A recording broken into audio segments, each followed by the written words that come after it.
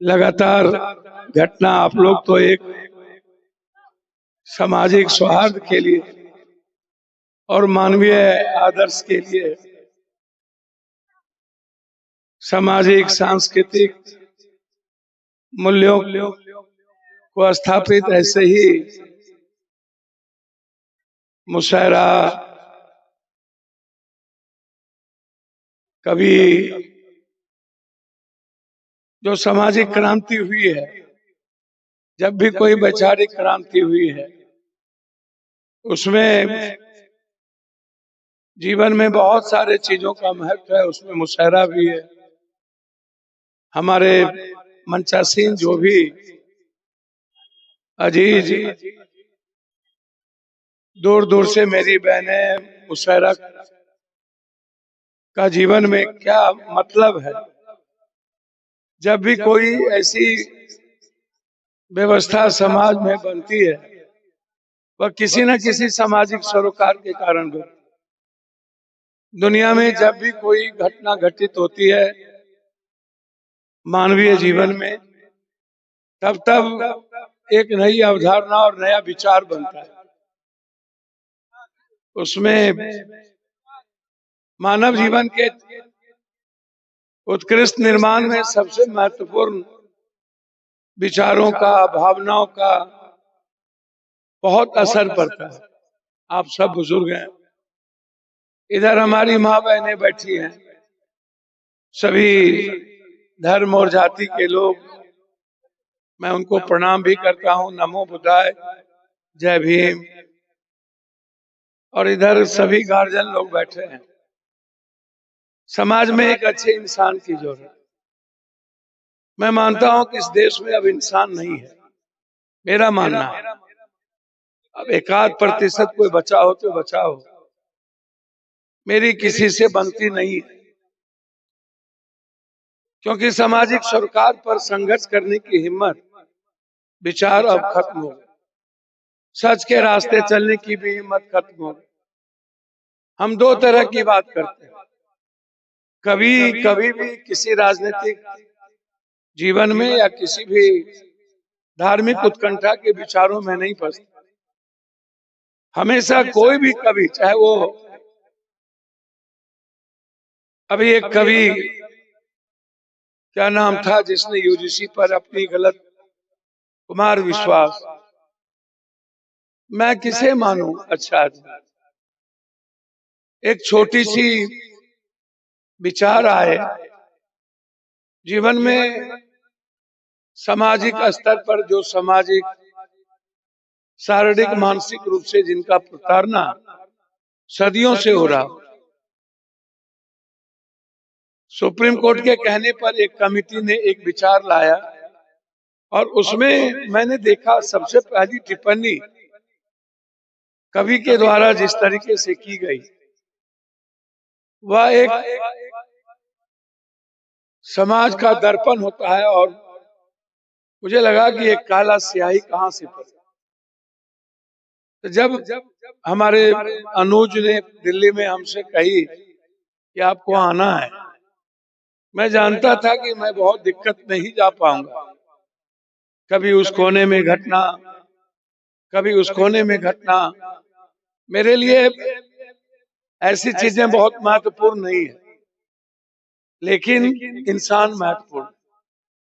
एक इंसान भी जब एक उम्मीद कर बैठता है तो फिर मेरे लिए वो बहुत ही पेनफुल होता है। और मुझे लगता है कि उसकी इंटरनल खुशियों के लिए मुझे आगे बढ़ना चाहिए। मैं दिल्ली के उन तमाम इस गांव के नौजवानों का, जिन्होंने मुझे आपके बीच लाके दुआ दिलाने का काम किया, ये मेरा सौभाग्य है। मैं खुशनसीबी इंसान हूँ कि आपकी दुआओं में मैं शरीक हुआ हूँ और ऐसे माहौल में मुझे अच्छा लगा। आप सब मेरे हैं, आप सब मेरे प्रिय हैं, मेरे दिल के टुकड़े हैं। मैं हमेशा इसलिए कोई सही बात कर देता हूँ जो मुझे अच्छा लगता है। मुझे चित भी मेरी, पट भी मेरी, बड़ों के बाप, कलियों के बाप, घर भी ढुकेंगे, जांघों कांपेगा, उखड़ी में मुड़ी देंगे, समाठों से डरेंगे। ये दो एक ही तरह के मिश्रण विचार बहुत अच्छा मुझे नहीं लगता। हम खगड़िया आए, पहले ही नागेंद्र जी और बहुत सारे साथी को, हसनपुर के मुखिया जी और सब लोग मैं देख रहा हूँ यहाँ उपस्थित हो गए दूर से। तो मैं सिर्फ दो तीन बात कहना चाहूंगा। आज समाज में विचारों के लिए खड़े होने वाले लोगों की तादाद नहीं रह गई। अल्लाह ने जो विचार जीवन में लाए, मैं हमेशा कहता हूं कि आप इंसान की बात मत करिए, आप बात करिए भगवान की, राम की, रहीम की, कृष्ण की, नानक की, बुद्ध की, कबीर की, मोहम्मद साहब की, हजरत की बात करिए, वाल्मीकि की, संत रविदास की। जीवन में जब भी कोई आए वो उनका मात्र जीवन का दर्शन ही प्रेम का था, मानव के निर्माण का था। भैया बाद में बात कीजिएगा। एक कैरेक्टर का था, एक सर्वधर्म संभव का था, वसुधैव कुटुंब का था, कंप्लीट विश्व कल्याण, मानव कल्याण, मानव प्रेम। वो किसी ने इंसान में फर्क नहीं किया। कोई सिख ईसाई नहीं था, कोई हिंदू मुसलमान नहीं था। एक विचार लाएगा। जब जब मानवीय जीवन मूल्य संकट में रही, जब जब संस्कृति और सभ्यता पर हमला हुआ, तब तब कभी बुद्ध आए, कभी इस्लाम आए, कभी कुछ आए, लेकिन सबका लक्ष्य मानव ही था। रास्ता अलग अलग पटना जाने का हो सकता है, लेकिन जाना सबको पटना ही था। सबका के लक्ष्य में आप उठा के देखिएगा, मोहम्मद साहब के को आप उठा के देखिए, उन्होंने जो जकात दी किसी मुसलमानों के लिए नहीं दी, वो यतीम के लिए दी, वो गरीब के लिए दी, उसमें मुसलमान नहीं था। या उन्होंने जो दस्तरखान दी, या नहीं था कि मुसलमान ही दस्तरखान पर बैठे, सभी वर्ग धर्म और विचारों के लोग बैठे। ये कोई उस वक्त जब मोहम्मद साहब दुनिया में विचार लेके आए, तब मुसलमान की बात कहाँ थी। बाद में एक विचारधारा से हम मुसलमान ईमान उस विचारों को लेकर के आगे बढ़े। तो जब भी कोई आए दुनिया में, उन्होंने एक विचार किया, और फिर लक्ष्य था एक परिवार। मानव का कोई भी रंग अलग नहीं, हम अलग अलग विचारों को लेके चल सकते हैं। मैं आप सबसे भी कहूंगा, हम आज आध्यात्मिक युग में, भौतिक युग में, हम वैज्ञानिक युग में, हम सामाजिक युग में, समाज में जो कमजोर और गरीब लोग हैं उससे प्यार कीजिए। बहुत काम है। मैं 24 घंटे में 23 घंटा काम करता हूँ। मैं दुनिया में किसी चीजों की परवाह नहीं करता। ना मुझे कोई ताकतवर लोगों से मतलब, ना मुझे कोई पीएम सीएम से मतलब, ना मुझे किसी भीड़ से मतलब। मुझे इंसान जिससे कोई प्यार नहीं करता और जिसकी कोई आंसू नहीं पोंछता, पूरी दुनिया एक तरफ चलती है, मैं उसके विपरीत चलता हूं, पूरा अलग। मुझे कोई लेना देना नहीं। कौन लूटता है, पूरी दुनिया लूटे, पूरी दुनिया झूठ के रास्ते चले, पूरी दुनिया हिंदू मुसलमान यादव राजपूत तेली सौ चौधरी ब्राह्मण भूमिहार राजपूत कुशवाहा हो जाए, मैं सिर्फ इंसान रहूंगा, दूसरा कभी कुछ नहीं। मुझे कोई मतलब नहीं। आप क्या करते हैं करिए। आप ही लोगों ने, अल्लाह ने, ईश्वर ने 7 बार हमको आपने बना दिया एमपी। मैं इंडिपेंडेंट एमपी बना। मुझको आश्चर्य लगता है कि हमको निर्दलीय क्यों लोग जिताते। दुनिया में कोई आज तक निर्दलीय दोबारा नहीं जीता। मुझे डर लगता है, और अब तो और डर लगता है। अभी 24 बेटियों की लड़ाई अकेले लड़ रहा हूँ। अभी नीट्स के बच्ची के साथ बड़े बड़े रसूखदार के लोगों ने बलात्कार करके मार दिया, अकेला कोई, सारे लोग घर में बैठे। क्यों डरते हो भाई? आप किस जात के लोग हैं, उससे तुमको क्या मतलब? बेटी भी जात होगा, धर्म होगा, मजहब होगा। बेटी तो बेटी है, उसकी बात तो करो। बेटी के लिए लड़ो तो, माँ के लिए लड़ो तो। आप किसी को भी कुछ बोल देते हो, कभी बुरके, कभी हिजाब। जब ऐसी बातें आती हैं, मैं कहता हूँ आप पुराने इतिहास में जाओ। जो हमारे पूर्वजों ने घूंघट में रहने का काम किया था, बाद में उसी संस्कृति को पर्दे में रहने के लिए बुर्का भी हो गया।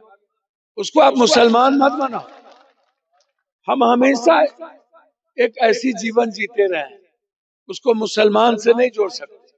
हम उसे भारतीय संस्कृति से जोड़ते, हम उसे सामाजिक सरोकार से जोड़ते।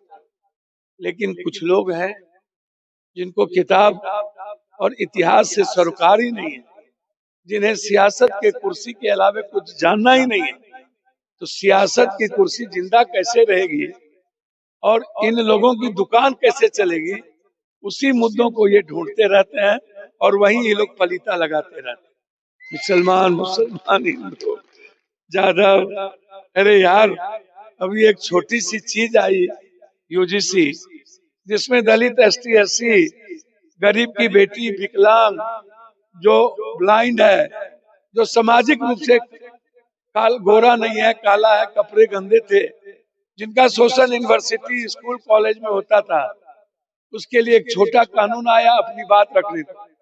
हिंदुस्तान के किसी मुसलमान और दलितों ने विरोध नहीं किया। पप्पू यादव ने पूरा देश को बांट दिया। ये समझ में नहीं आती। गरीब का विरोधी मुसलमान नहीं है, गरीब का विरोधी दलित नहीं है, गरीब का विरोधी पप्पू यादव है। तो इसीलिए मैं आप सबको एक रिक्वेस्ट कर रहा हूं, आप मेहनत कश लोग हैं, आप अल्लाह पर भरोसा करते हैं, और जो इस्लाम को सही रूप से मानता है वह कभी दूसरों से नफरत नहीं करे।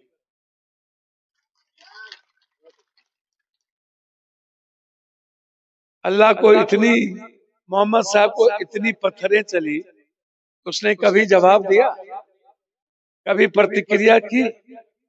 कभी किसी की आलोचना किया? कभी किसी से नफरत किया? वो नफरत करते तो वो भी मुसलमान हो जाते आपकी तरह। वो मोहब्बत किए, इसीलिए आज दुनिया में इस्लाम आगे बढ़ता चला। आज मोहम्मद साहब होते तो और भी आगे इस्लाम की आइडियोलॉजी बढ़ती, लेकिन आज मोहम्मद साहब नहीं है, मुसलमान ज्यादा हो गया, इस्लाम कम हो गया, इसलिए आप लोग रुक गए। इसलिए मुसलमान कम रहिए और इस्लाम को बढ़ने दीजिए, ये मेरा रिक्वेस्ट है। यही मैं आप लोग से चाहता हूँ, यही मेरा आग्रह है। हदीस को भी थोड़ा पढ़ लीजिए, हदीस क्या कहता है उसको भी जान लीजिए। हदीस में सब कुछ लिखा, आपको क्या करना है, कैसा जीवन जीना है। अब आप लोग भी, जो काम हम लोग करते थे वो काम तो आप लोग भी करने लगे। दहेज तिलक आप लोग भी लेने लगे, आप लोग भी करोड़ों करोड़ रुपया खर्च करने लगे, दिखावा करने लगे हैं। इस्लाम में, हदीस में है क्या? आप बताइए। आप भी तजिया, हसैन हुसैन, लाठी, अरे लाठी और झरना तो हम लोग के दरवाजे पर बड़का बड़का चटाई लगता है। हमको 9,000 बीघा जमीन, हम लोग के दादा चढ़ा तो आते थे 10 गांव 20 गांव के झरना खेलने के लिए। क्या गीत था, क्या जिंदगी बदलती। अब तो हम लोग, जो गांजा भांग हम लोग पीते थे वो आप लोग भी पीने लगे, और हम कहते हैं कि भैया जो मुसलमान दारू पीता है वो मुसलमान जानता ही नहीं, वो जान ही नहीं सकता। तो इसीलिए आप सबको हृदय की गहराइयों से आप मेहनत करिए, आने वाले अपने बच्चों की भविष्य को देखिए, बटिए नहीं, समाज के निर्माण में लगिए। आपकी आवाज दुनिया में कोई हो ना हो, मैं जब तक जिंदा हूं दिल्ली और लोकसभा में आपकी आवाज भी हूं और आपके लिए लड़ता भी। आप बेफिक्र रहिए। लोगों को राजनीति करने आता है, और जब जब राजनीति और सियासत की बात होती है तब तो मुसलमान और दलित की बात उड़ जाती है। जैसे ही सियासत खत्म होता है वैसे ही लोग भूल जाते हैं। मैं भाड़ में जय सियासत, मुझे नहीं चुनाव लड़ना, मैं गलत समाज में समय में पैदा ले लिया। दिल से मैं कह रहा हूं, मेरे लिए ये सोसाइटी नहीं है, मेरे लिए ये वक्त भी नहीं था, मेरे लिए ये व्यवस्था भी नहीं थी। मैं लड़ना जानता हूं, मैं लड़ सकता हूं दुनिया से, लेकिन वो हालात नहीं है, वो परिस्थितियां नहीं होती। जो पूरी दुनिया को देना जानता हो वो दुनिया से नहीं डरेगा। मैंने हाथ नहीं परोसे कर, इसीलिए मैं अपने परिवार के बीच, हम आए सुबह जबकि हमको दो दो, एक बक्सर में एक जगह बलात्कार की बड़ी घटना है, दरभंगा मुजफ्फरपुर पहले जाना है, पटना जाके मुजफ्फरपुर जाना पड़ेगा। मुझे बहुत अच्छा लगा। आप इतनी दुआओं में जब नमाज पढ़िएगा तो आप अल्लाह से यही कहिएगा कि पप्पू को एक अच्छा इंसान बना के रखना, ताकि सबके आंसू पोंछ सके, सबके लिए जी सके, सबकी खिदमत कर सके। जब भी समाज, इंसान, विचार और अधिकार पर हमला हो, वहाँ पप्पू यादव ईश्वर अल्लाह के बंदे बन करके हजरत की तरह कुर्बानी देने की ताकत उसके भीतर हो, लड़ने की जज्बा हो, गुरु गोविंद के तरह चारों बच्चों को चिनार में चुनाने की हिम्मत हो। हजरत साहब तो नमाज के वक्त ही ना इंसानियत के लिए अपनी जान दी। क्या उन्हें पता नहीं था क्या?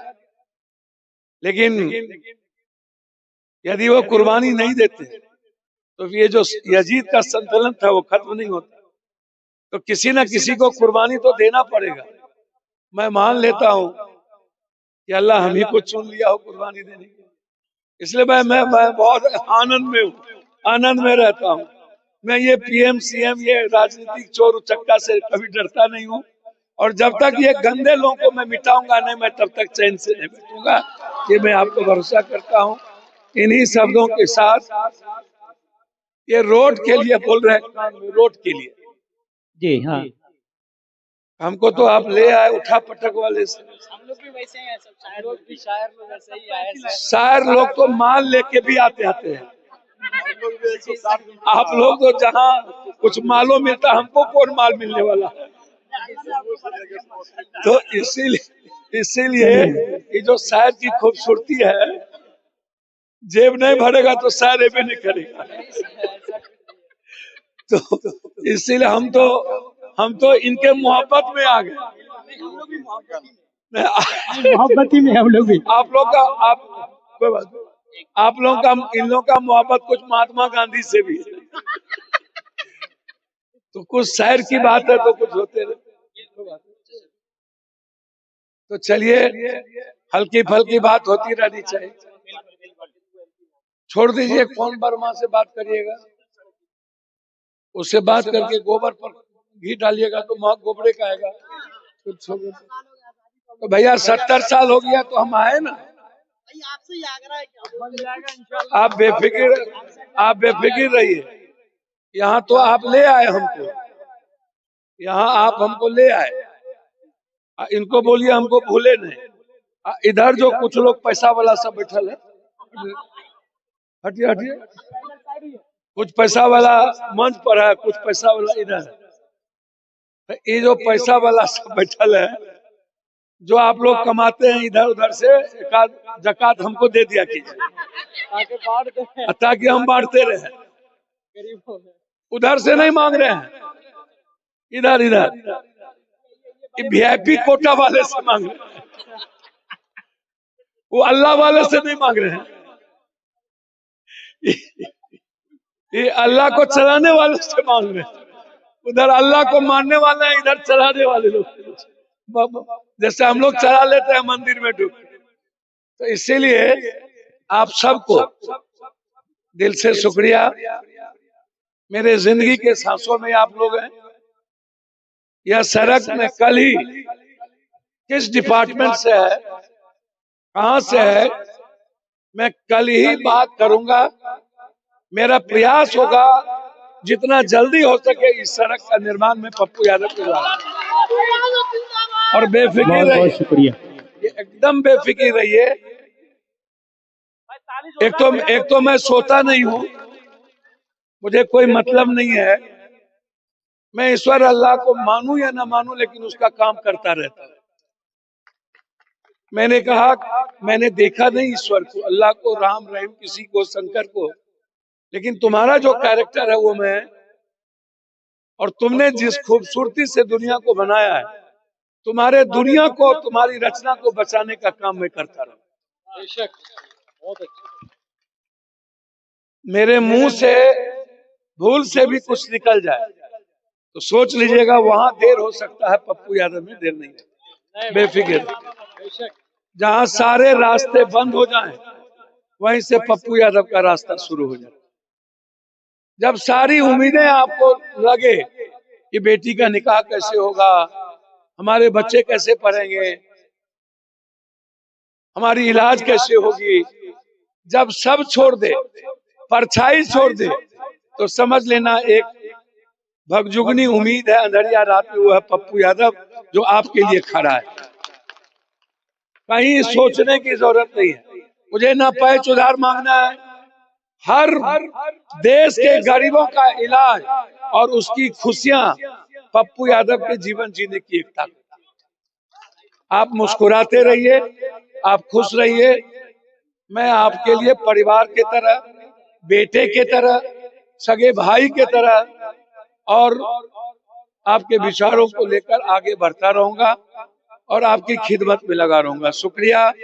आगे बहुत देख रहे हैं, बड़ा बड़ा टीवी मीडिया वाले लगे हैं, उल्टा पुल्टा नहीं चलाइए,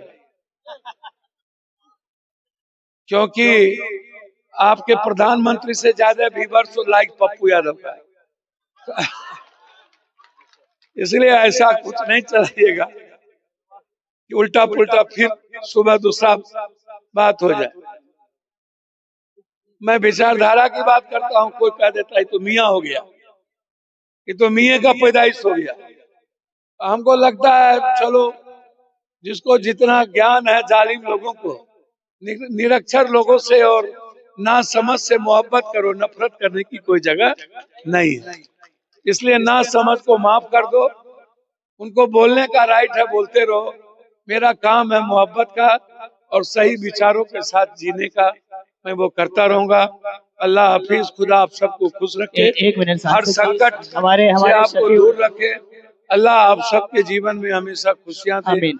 अल्लाह हमेशा आप सबके जीवन को मुस्कुराने का रास्ता दे, किसी भी तरह के जीवन के संकट से आपको दूर रखे और हमेशा आपके साथ खड़ा हो। अस्सलाम वालेकुम। देखिए सर,